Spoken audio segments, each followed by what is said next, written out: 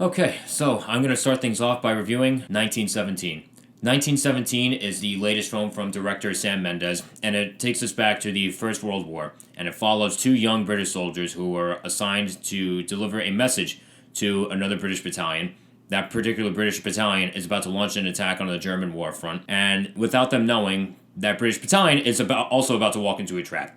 So these two young British soldiers have to deliver the message to the battalion that's walking into the trap, basically saying to call off the attack, and if they don't get there in time before the British launch their crusade, the British will lose 1,600 men, which also just happens to include one of the brothers of one of the men who was assigned the task.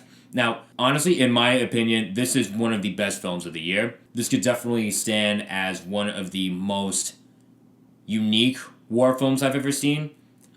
The big reason for that is because what they try to do in this film is basically the same thing that they tried to do with Birdman, which is the cinematography that they employ here has to do with a lot of long takes, seamless editing that makes it seem like everything is done in one shot, when of course everything isn't.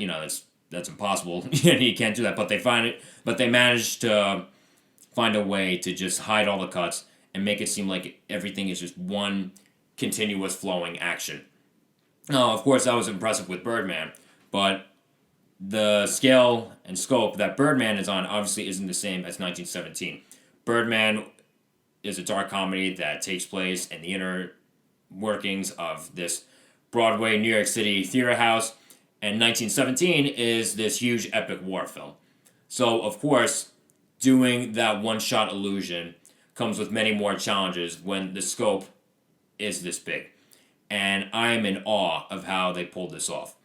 The main question that I was asking myself throughout this entire film was, how did they do that? This is easily one of the most ambitious productions I've ever seen in a film. Not only because of, just like I said, the constant flowing action. And a lot of these action sequences that are thrilling, that are obviously very, very intense, there's a lot going on.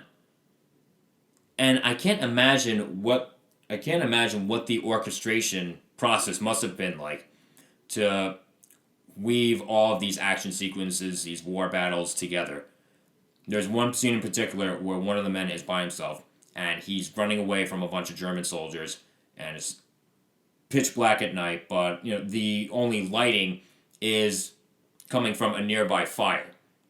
There's a huge fire that just happens to be lighting up the whole place. And how they managed to capture all of this action in the midst of the only lighting source being this gigantic fire that just happens to be going on next to the town that this man is trapped in. I just couldn't.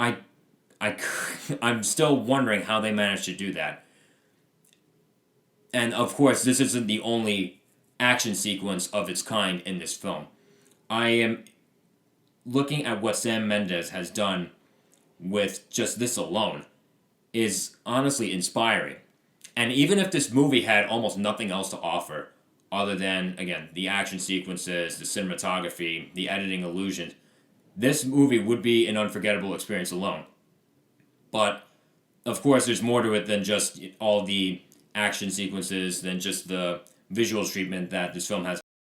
The two lead actors in this film playing the two young British soldiers are Dean Charles Chapman and George McKay, and they both give wonderful performances. They are so believable as these terrified young men that are just thrown in the midst of this situation. They're both obviously very motivated as to the task at hand. They both care very much about serving their country, but of course they're scared of just not making it through to see the day.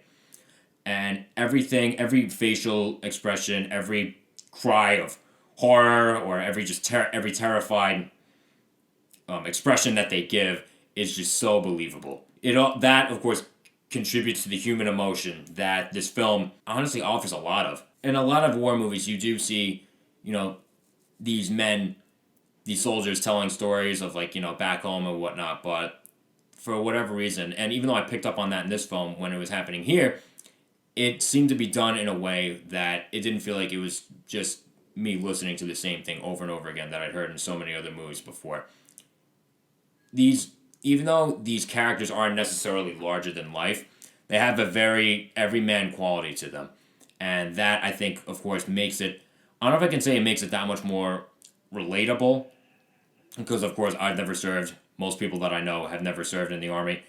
But I think it makes it that much scarier that these average people, these ordinary people, are just thrown into this situation, of course, from being drafted, of course, from just, like, again, being assigned this task really out of nowhere.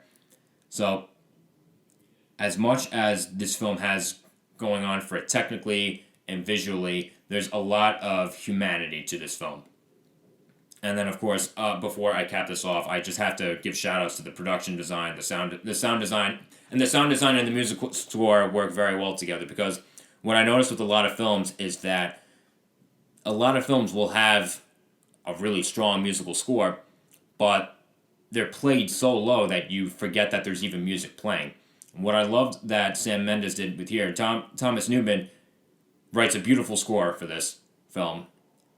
It's Sam Mendes gives Thomas Newman the chance to show off what he's got, to really let the score do its work in adding that much more emotion, adding that much more tension to each and every scene that it's allowed to swell up in.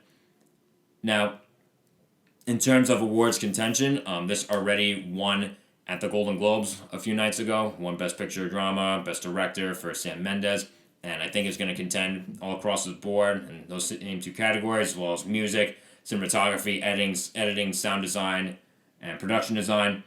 So, just to cap things off, armed with arresting cinematography, a standout musical score, and mesmerizing war sequences that make it thrilling in both its production and storytelling, 1917 is an immaculate piece of filmmaking that never forgets the humanity needed to face the horrors of war. I'm going to give 1917 a 96.